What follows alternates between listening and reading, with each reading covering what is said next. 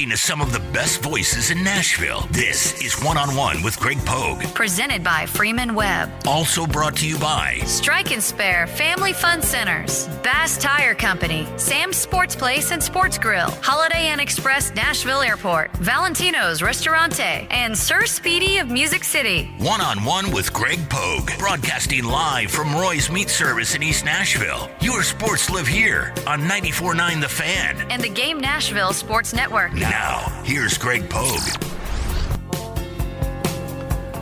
Well, good Saturday morning and happy Valentine's Day. It is One-on-One with Greg Pogue, presented by Freeman Webb, Roy's Meat Service. Once again, happy Valentine's Day to everyone. Hug you, sweethearts, and hug the ones you don't like. Hey, that's even better. I want to thank Chase McCabe, Program Director. Of course, I have MTSU women's basketball duties quite often these days on Saturdays, and he's done a great job filling in. But I'm almost feel like I'm filling in for Chase this morning. And our guest is Terrell Davis. He's the publisher of Middle Tennessee Racing News. Nashville Fairgrounds Speedway would just close without him. And there you are, Mr. Davis. Put that up a little right in front of your mouth there. There you go. How you doing, man? I'm doing good, man. How y'all doing? Yeah, good. Everything is nice here at Roy's Meat Service. Just had me a nice sausage and biscuit and egg. Man, I love coming down here. I know. I saw you here, Wednesday? Yeah, Tuesday, Wednesday. And I'd been planning on inviting you, and there you were. And I said, well, I'm going to do it. And I'm really disappointed, though, Terrell Davis, that Gracie's not here. Well, Gracie, it's Valentine's Day, so my present to her was to leave her in bed. So I did not even tell her I was leaving. I just left. She'll know where I am. So there's a lot of stories we're going to get to, especially our paths when they crossed maybe close to 40 years ago, 35 to 40 years ago when I first came to work in Nashville. 36 years ago. Tell me about let's just don't bury the lead. Tell me about Middle Tennessee Racing. You just celebrated, 30 years? 30 years. What is it? Yes, the Middle Tennessee Racing News is one of the, if not the only, print publication dedicated to racing left probably in America. We've been doing it for we started in 1994, 95, in that era. Me and a guy named Joe Shavack, at the request of Dave Kohler, who was a GM at the Fairgrounds Speedway, and Bob Harmon, we came down and started it, and it became the Nashville Fairgrounds Speedway program. And then past that, we just kept it going, and we've had a lot of success with it. We do mainly local racing, but we do get into IndyCar racing and NASCAR, of course. We're more local now. We cover dirt tracks, and a guy named Chris Slater is one of our key dirt track guys. He works for Southern All-Stars and some other operations, and it's fun. Do I make money at it? Well, there are years that I would take my losses as a gain and be better off. You know how that goes, Craig. You've been doing this a long time, and we were in the radio business ourselves for a good long time. Had a show on 104.5 on Sunday nights, and me and Liz Allison and Larry Woody and Ricky Haynes and a bunch of local racing folks, and very successful. Sponsored by Town and Country Ford, a long-time sponsor. Hayes Motor Group, who still sponsor us, as a matter of fact, and quite involved with us. But it's more of a passion for me. I'm 75 years old, and I've been retired basically for Gracie. My wife says I've been retired all my life, but for the past 8-9 years, I haven't really been out beating the bushes too much. But I do enjoy this, and one thing that it gives me is a press pass to any race I want to go to in America, pretty much. Well, and with that, the free media food, too. That's some real good stuff. As a matter of fact, the Nashville Superspeedway generally does have pretty good Well, it's because food. Jeff Roy in Roy's Meat Service does all the catering. Okay? Yeah, it's really good stuff. Really good stuff. Terrell Davis with us here, one-on-one with Greg Pogue. It is the publisher. We're going to get into a lot of different things. But take me back to 1994. Why was it important then that you do this? Well, we had a newspaper in Smyrna called, as you will remember because you wrote some sports for it, called the North Rutherford County Reporter, something I started in 1990-ish, kept it going for about 10 years before it sunk. But we were doing that, so we had a full staff, and we were covering local racing in our paper, and that's when Dave Kohler from the fairgrounds called us and said, hey, you need another profit center. Well, I took it that means we could make money off of it. But anyway, that got us started, and it's the paper, the North Rutherford County Reporter, eventually went bye-bye, and we kept the racing news going, Middle Tennessee Racing News, and we published at one time. We published probably 24 times a year. We publish about 8 or 9 times a year now. Racing season, basically monthly. And Larry Woody, who was a longtime sports writer, Hall of Famer for the Nashville Tennessean, he writes a lot for us. He's one of our key people. It's in his blood, isn't it? He can't get it. He can't get it out of it. He fusses about it and says it's his last story, his last year, and then he calls up and says, "What do we got?" So Woody is the best writer I've ever been around, and I can't say he's the best reporter I've ever been around because Woody's like me and a lot of other people in print. You've been in a lot of print yourself, and you know that those mistakes come easily, but once they come, they stay there forever. Oh yeah, I can pick up a paper that I wrote something in 1992, and it's got a mistake in it. Guess what? It hasn't changed. Yeah, well, and that's the industry is you're really, and people don't realize behind the scene, you're in a mistake. That's what you worry about the most because, you could put 99% of what you're doing and you do that one, that's what they remember you by, right? So, but Terrell Davis with us, publisher of Middle Tennessee Racing News, also on the advisory board of the Nashville Fairgrounds Speedway, where he is a member of the Hall of Fame at that. And we're going to get in, we're going to build up to the hard part, okay? We'll get down to where all of that mess is out there in a little while as well.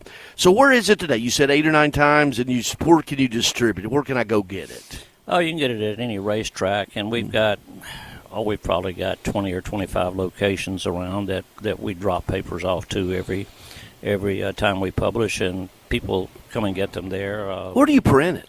We print it in Franklin at Williams, what is that? Franklin Webb. Yeah, Franklin Webb. You're familiar with that? I could have. As soon as I asked the question, Franklin Webb. They've been around forever. Franklin Webb was around. I was with the Franklin Review Appeal from 1980 to 1984. I was their GM over there for the last couple of years. I was there, and Franklin Webb then printed our paper, so I was familiar with those guys. And then Middle Tennessee Racing News, sort of like. There's a guy there named Matt Coyle. Matt Coyle, his son Chris Coyle runs the operation now. Oh, wow. That's, I can't remember what I had for breakfast today, but I can remember that name from 30 years ago. Yeah, Matt ran that operation for a long time. He still owns it, but his son Chris runs it now. And I think as a matter of fact, I think Matt lives here he may live here in East Nashville somewhere. He did. Yeah. I don't know if he still does or not, but great people. Why is it, okay, we talked about why is it important then. Why is it important now? It's important. The paper's important. I tell you, this is what does it for me. The reason I keep doing it.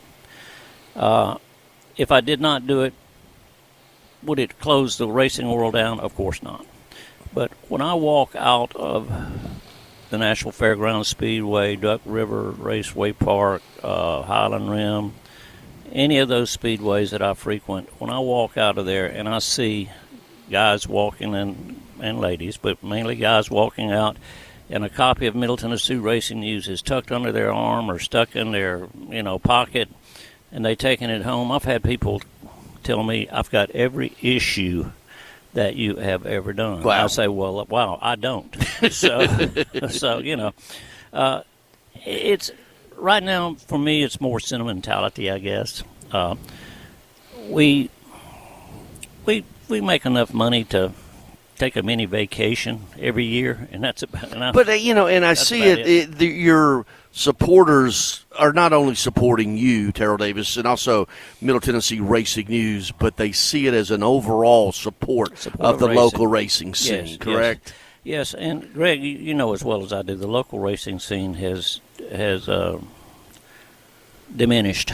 Let's say that over the past 15 or 20 years. You know, when at the Fairgrounds Speedway in 1996-97, you'd go there, the stands would be pretty much full.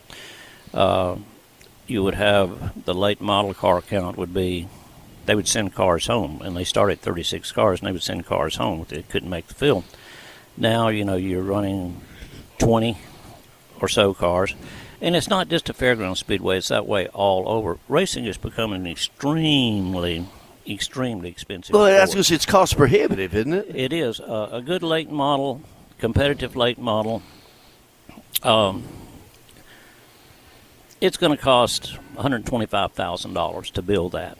And you're racing for a purse of $2,500 at Fairgrounds Speedway. So does it make sense? Are you going to make money on it? No.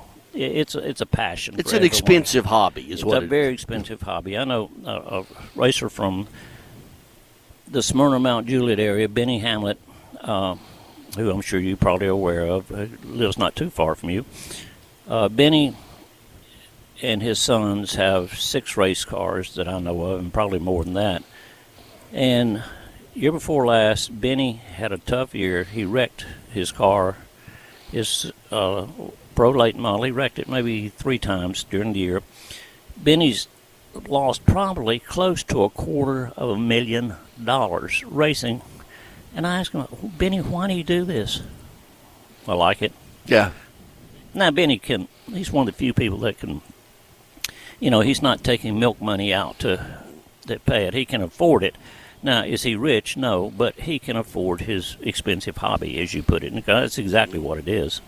Now, this year, Benny won't be racing at the fairgrounds. He and his sons will be traveling around in a new series. The International Hot Rod Association has come out with a big deal, $2 million purse for 8 races, and you know, $2,000 to start. That's more money than most tracks pay to win. So there's hope that racing will come back to an extent, but will it ever come back to the extent that it was in mid-90s, early 90s here in Nashville? No, it's not going to. Now, and it's something we'll get into those weeds in a little bit, but it's something that Bristol Motor Speedway and SMI come in and actually, you know. Let's hold it right there, okay? Yeah. That's I don't know. We got a break. We're not going to open up that can yet, okay? Because we got there's a lot of layers we're going to peel back on that one. Are there ever? Yeah, are there ever? 101 with Greg Pogue, presented by Freeman Webb. We are at Roy's Meat Service here in Nashville. Middle Tennessee Racing News publisher, Nashville Fairgrounds Hall of Famer, member of their advisory board, and other things operationally out there with us here this morning, right here on 94.9 The Fan.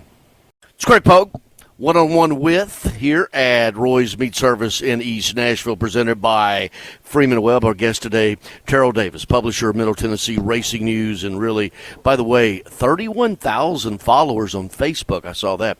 Let me tell you about first, though, Jones Glass Company, a commercial construction glazing company and family-owned and operated local business more than 50 years, announces their new residential and service company called JGC, Jones Glass Company, right? JGC Maintenance Division, serving Rutherford and surrounding counties. JGC Maintenance offers mirrors, tabletops, storm window repair, shower enclosures, commercial maintenance, and service work, and so much more. For more information, give JGC Maintenance a call, 615-624-0377, 615-624-0377. Good buddy Greg Jones, Jones Glass Company, the new division, JGC Maintenance Division. Terrell, I'm not going to get to it yet. I'm going to accent the positive, and we're going to kick the negative down the road. Let's talk about the upcoming season at the fairgrounds and just the schedule it has. March 28th, 122 years of racing, and I guess the joke was, what was that first race like, Terrell? But I'm not going there, okay? It was great. Because I get a lot of those. But just talk about what's coming up, and then I guess it all culminates, right, with the All-American in November. Yes, it does, Greg. We the race on the 28th, I believe, is a CARS, C-A-R-S, touring series. That series is owned in part by Dale Earnhardt Jr. They will be coming to Nashville, and Kevin Harvick and Harvick's son, they will be racing in it as far as I know, and it's going to be one of the bigger races, I think, of the season. Yeah, that Z-Max is April 11th. Yeah. Okay. April and then 11th. Opening night is the 28th. Right? Opening night's the 28th, excuse me. And I think they have a media event on the maybe right around that time where we all get, probably on the 28th, where we all get to go take pictures of the new cars and all that. But the season, I think they're going to have 9 or 10 races this year. I don't have the schedule right in front of me. You do, but yeah, I got it up on the Nashville Fairgrounds Speedway race website. They are, it's going to be interesting to me this year to see how many cars they actually have there. The late model division toward the end of the season last year trailed off as far as car count goes, but generally at the beginning of the season you'll have 20, 25 cars show up, and you'll have some real hot dogs. Roy's Meat Service is involved in that. I think maybe Jackson Boone. Jackson Boone, you can buy a JBR Jackson Boone Racing stuff right here. Right. Yeah. I think he'll be racing some, and probably in one of the Fetcho Motorsports cars, I would imagine. And it's going to be a good year. There's a lot of the drivers, or several of the drivers, let me put it that way, that are raced there will also be doing some touring series this year. So, they may not be running for the points championship at the fairgrounds this year like they have in the past, but still it's going to be a competitive year. It's going to be the Legends series. INEX is going to have a big show there. Yeah, that is INEX Spring Nationals, April 16th through the 18th. Yeah, and they will have 150 cars show up there or something like that. Well, there's enough premium events, and I just run it real quickly. The opening night, March 28th, Z-Max Cars Tour that you referenced, and the Pro Late Models, 11th. That INEX ARCA's coming to town, May 1, 2. Rackley Roofing Battle of Broadway. I know Rackley is really supportive of everything around here. You got the Modifieds of Mayhem Tour coming in July. Bass Tire Family Night, of course, Steve Bass. You can't say enough about his support. Steve is absolutely great. As a matter of fact, I was over visiting with he and Aaron, his general manager. Maybe Aaron's a knucklehead. I love Aaron. 3 weeks ago, we in a loving way. We put new shoes on my wife's car, some new Michelins, and they did a great job, as they always do. But I really like dealing with those guys. I mean, not only are they racing supporters and have been for multi-years, they're just good people. Yep. And then it culminates with the All-American 400. And the first race I ever saw at the fairgrounds was that race. And Norm Part took me down there, and he stood me right at turn 1. And he said, let them come around a couple times and you'll understand it. And, yeah, you could feel it from your inside of your gut out. One of the first memories I have of the Fairgrounds Speedway was when I was 13 years old, and a buddy of mine, his dad took he and I down to see one of the NASCAR races, one of the Nashville 420s. And I remember I had a 7-Up or some 7-Up Sprite, whatever it was, in a container, and it was open, like in a cup. And when the cars came around out of turn 4 and started the race, the whole ground shook. I mean, it was the most exciting thing that I'd ever had happen to me up to that point. And I looked down at my soda, and it had little specks of soot and and tire and everything in it, and I drank it anyway. But But it's an exciting thing, and people that watch it on TV, and there are a lot of people now that watch on TV because there are a lot of streaming services you can go to, and Flow and all these that you can go to and watch the races now rather than attending them.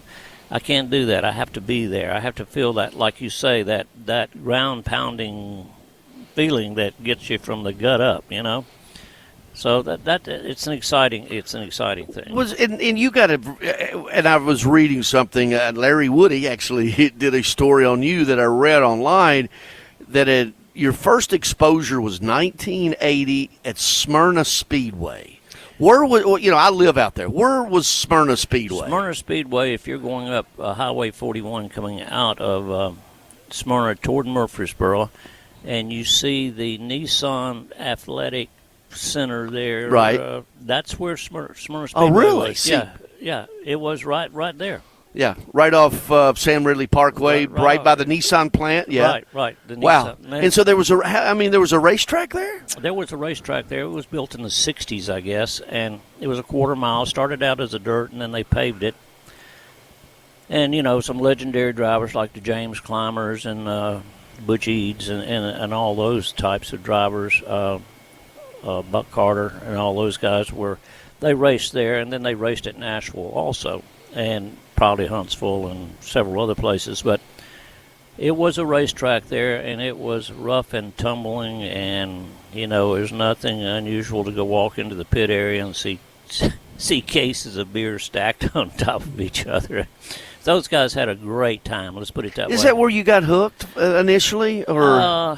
Yeah, kind of. I mean, it was part of it. Like but the behind-the-scenes part. Where I got hooked was a buddy of mine who's passed on now, Mike Miller, whose dad took us to that 1963-64 races at the Fairgrounds Speedway.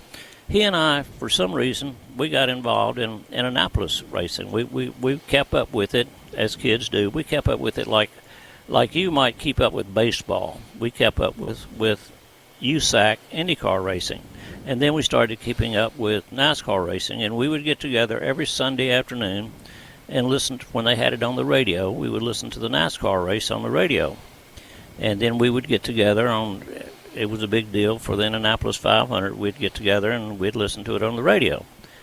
We actually had kind of a funny story here. We, at recess at Old Jefferson School over in Smyrna, we actually had foot races, and everybody had a NASCAR name. I was Junior Johnson. This guy, Mike Miller, was Fred Lorenzen, and I could go through a number of people that are prominent in Smyrna now that participated in this. But we kept a point system.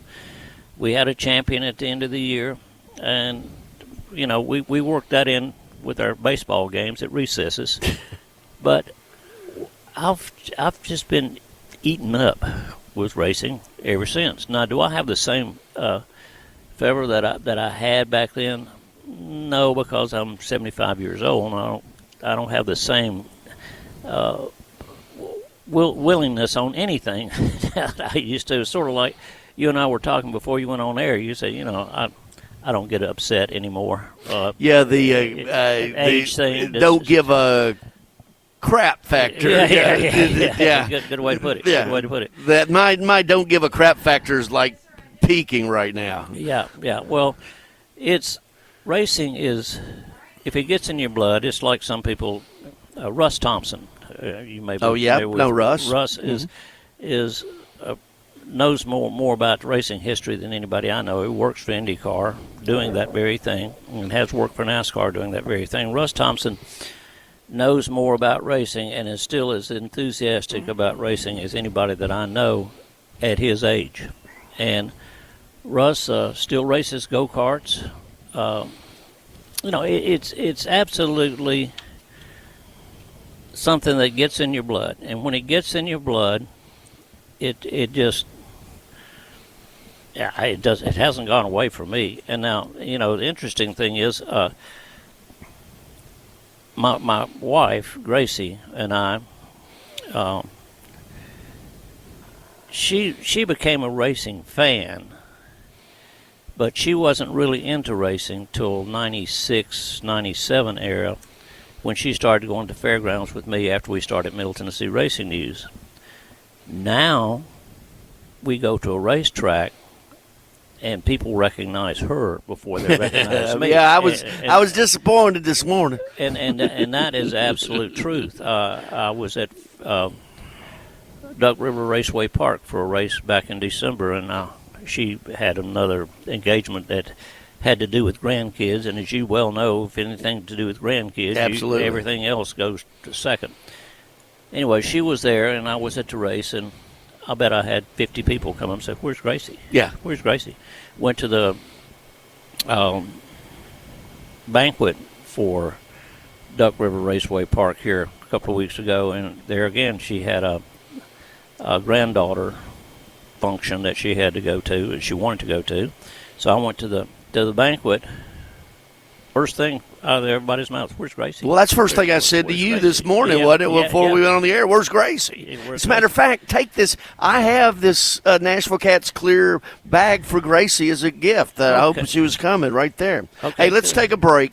We're going to get to the meat of the matter coming up next. Fairgrounds versus John Ingram. John Ingram. All right, I don't sugarcoat it. My give a crap factor, is very low. Anyway, we'll do that. Hey, Terrell Davis with us. He's the publisher of Middle Tennessee Racing News, and we're going to get to what's going on with the fairgrounds and that ongoing, let's call it a battle, because that's exactly what it is. 101 with Greg Pogue right here. Freeman Webb presents it. Roy's Meat Service on 94.9 The Fan. The weather's going to be nice today. I'll just tell you it's going to be raining tonight and tomorrow. Okay.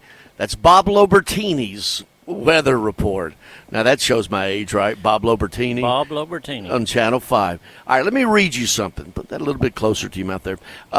This is credit Nate Rao, former Tennessean writer, writes now for Axios Nashville. Here we go. So there's the credit for what I'm about ready to read. Nashville mayors have been going in circles for decades over what to do with the city-owned fairgrounds racetrack, and now it's Mayor Freddie O'Connor's turn at the wheel. What's happening? Opponents say they're gearing up to pitch a plan that would explicitly prohibit racing at the fairgrounds, which has hosted auto racing since 1904.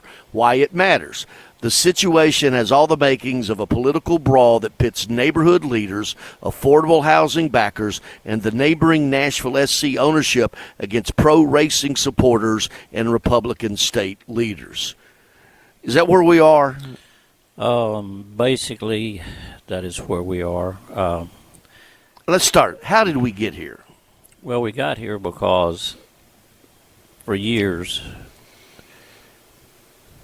political leaders have been trying to do away with the Fairgrounds Speedway so that they could put whatever they wanted to put there. The Fairgrounds Speedway, the Fairgrounds land itself was explicitly left to Nashville, actually to the state of Tennessee, by a family for explicit thing to have a fair there every year and other things.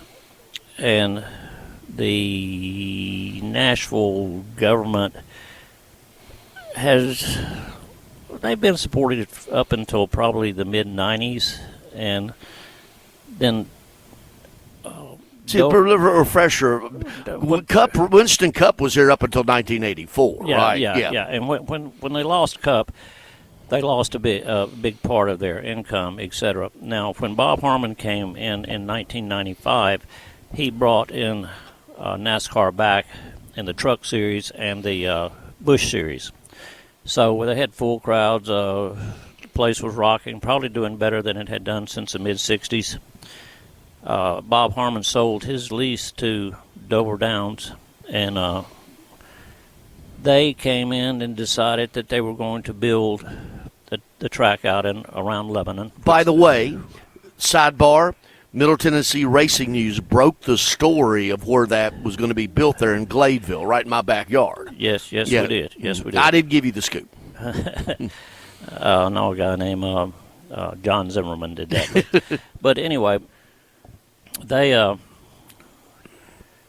when they decided to build that track, people naturally assumed that the Fairgrounds Speedway was just going to close.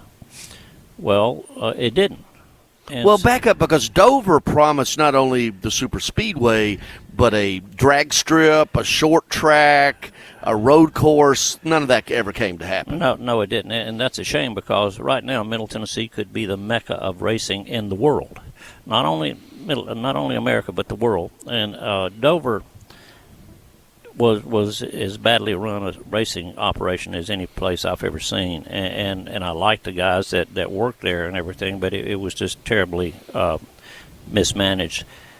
But getting back to the fairgrounds, when Carl Dean came into office, he was definitely going to get rid of the Fairgrounds Speedway, and then in 2010 there was a big pushback, and they had a referendum. And the citizens of Davidson County said that, yeah, they wanted to keep the speedway there, the flea market, I don't know, a number of other things at the Fairgrounds Speedway. And so it's there by referendum. Now, what these guys are trying to do now, the neighborhoods, the people, by the way, that moved in knowing dang well that there was a speedway next to them, they moved in there thinking, okay, we can get rid of this place. Let's move next to an airport and not expect planes. Yeah, exactly. So once they got moved in and entrenched there, it started back and forth. They would have neighborhood meetings about the noises too much. So then they put a curfew on. I think it used to be 11 or something. Now it's 10 o'clock or whatever time it is. That racing has to be over, completed by then. You can't run but X amount of events a year. If you're going to have a car show or anything that would start an engine, you have to have the approval of the fair board, yada, yada, yada. So they put a lot of restrictions on it. Then they decided somewhere along the way, John Ingram and his group came in and decided that they were going to that they wanted to build a soccer stadium. Well, John Ingram will tell you that he wasn't given any choices on where he could build a soccer stadium by the metro government, which is BS. But John Ingram and his group come in. They got 10 acres for free. They built the soccer stadium there, and the soccer stadium, I think they pay like $1 a year rent for that ground. Is it good for Nashville? Yeah, I'm not going to say if it is or isn't, because I don't know that much about soccer. But I do know this: the soccer crowds are a lot more trouble for the neighborhood than the racing crowds are, because you go over there on a soccer night, cars are parked in people's yards. I mean, it's just awful. Well, Ingram and his group want the fairgrounds for parking as much as anything else.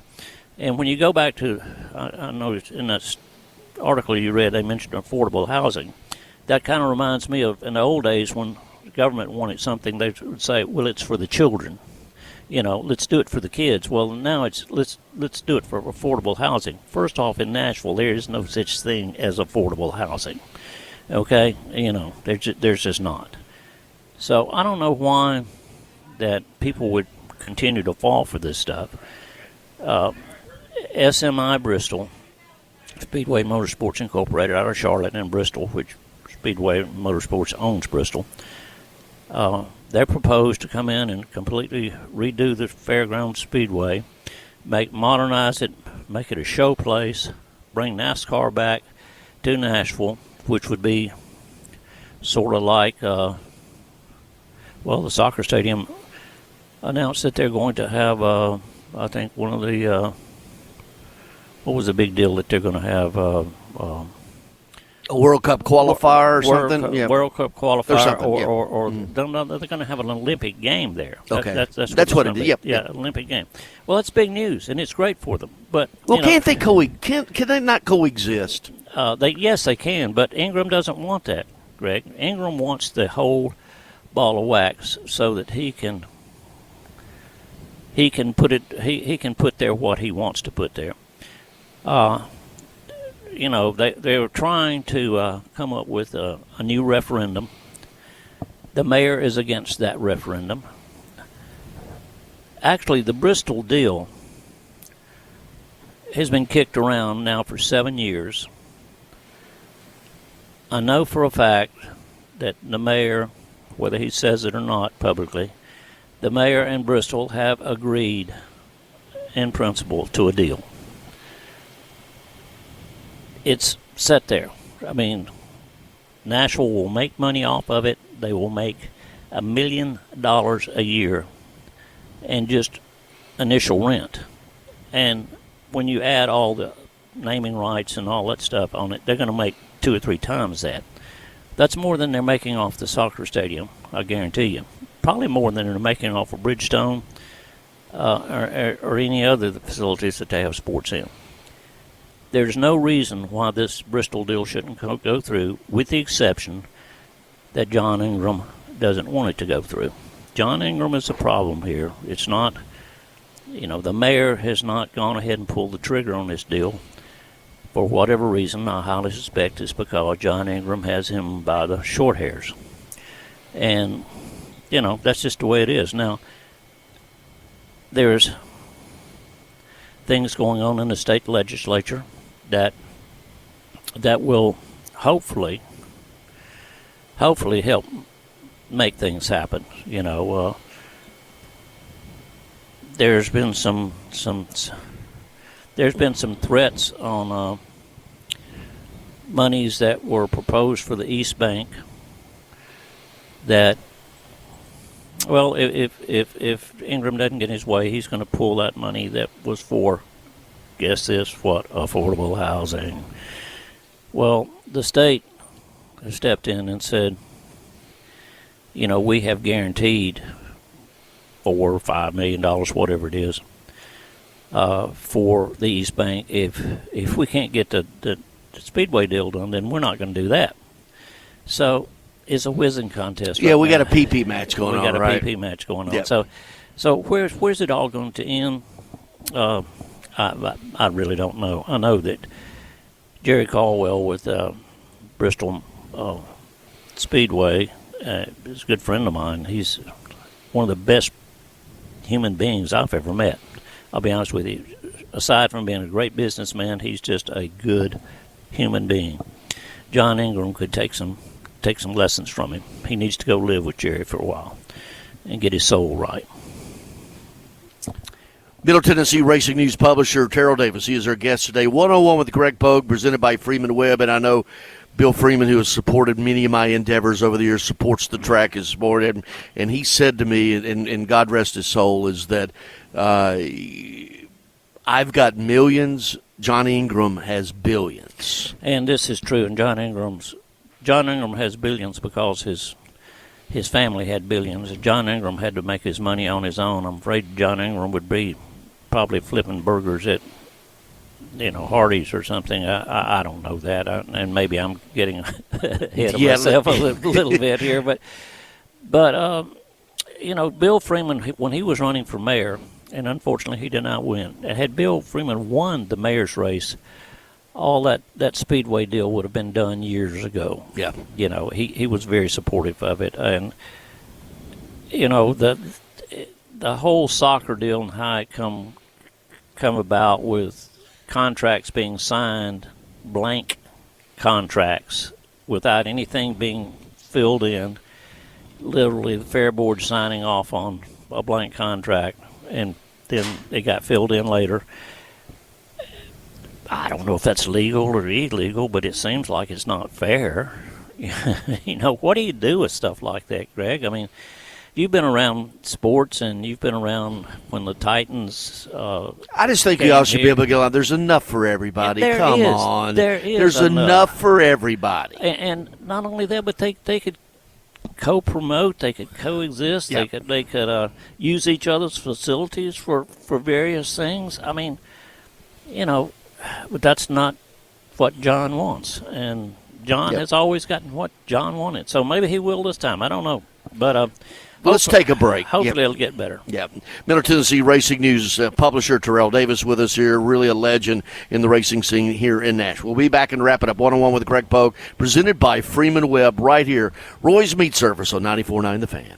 Usually this 101 with Greg Pogue, presented by Freeman Webb Roy's Meat Service, the 10 o'clock hour. But coming up at 10:45 here on 94.9 The Fan, pregame and then first pitch, Vanderbilt and Texas Tech. They fell 5-4 yesterday. Listened to a lot of that yesterday with Andrew Allegretta on the call at the Shriners Children's College Showdown down in Arlington, Texas. They've got Oklahoma State tomorrow morning at 10:30. That's over on 102.5.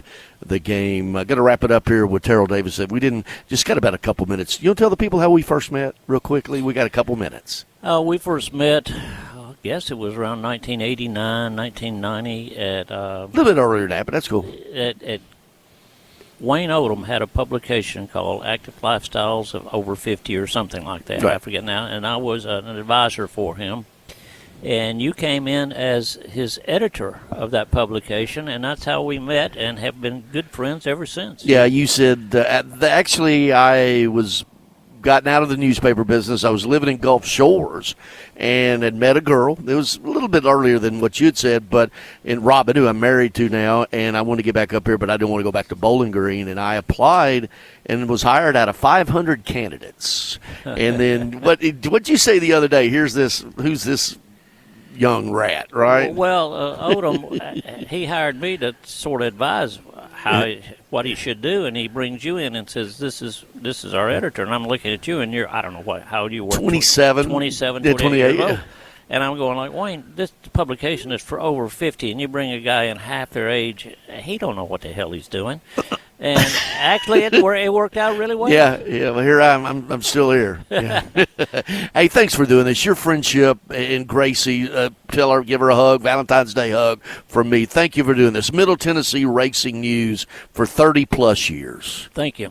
Appreciate it, Greg. And you got your point across on yes, where you stood on the fairgrounds. Let's hope. I hope common sense prevails and greed seemingly wins too much these days. Well, I hope so. We pray so. So what's next? Next is going to the Duck River on the 22nd. Really? For a race. Yeah, Duck River, Highland Rim. Fairgrounds, Golden Mountain. I mean, there's where's Golden Mountain? Up around Chattanooga. Okay. There's a lot of good tracks in Tennessee still going. The best track I know of, best run track I know of right now is probably Duck River Raceway Park. It's a quarter-mile dirt track, and it's a blast if you get a chance. Where's it? Check them out. Tullahoma? It's between Shelbyville and Lewisburg in a place called, obviously, Wheel, Tennessee. Wheel, Tennessee. I always heard Duck River, and I'd been to Highland Rim, but I'd never been to Duck River. Brandon, roll the music, and that's going to be my cue to get on out of here when the music rolls. If not, we could just close this thing up. Chase McCabe will be back next Saturday. And then the Saturday after that is I've got Lady Raiders basketball duties as well. Thank you, Terrell. Appreciate you, buddy. Man. Appreciate it. All right, that's going to wrap it up. Thank you, Brandon. Hey, coming up again at 10:45, it'll be the pregame 11 o'clock first pitch, Vanderbilt, Texas Tech baseball down in Arlington. Have a great rest of your Valentine's Day. Thanks for listening.